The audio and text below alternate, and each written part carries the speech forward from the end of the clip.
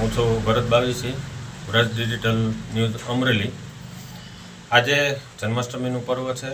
સર્વત્ર વરસાદી વાતાવરણ છે।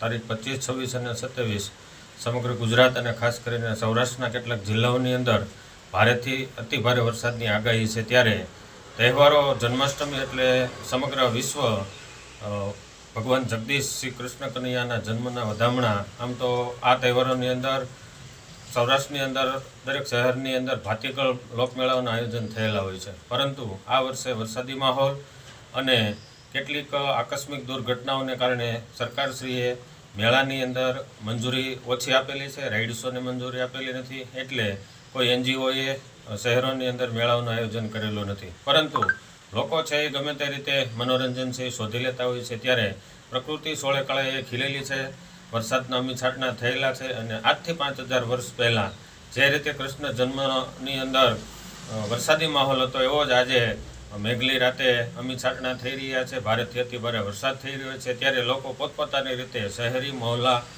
અને ગલીઓની અંદર તેમજ મંદિરોની અંદર પોતપોતાની રીતે કૃષ્ણ જન્મના વધામણા કરવા માટે થનગની રહ્યા છે। ત્યારે વ્રજ ન્યૂઝ ડિજિટલ ચેનલ તરફથી આપ સર્વે ભક્તજનોને જન્માષ્ટમીની ખૂબ ખૂબ શુભેચ્છાઓ। જય શ્રી કૃષ્ણ।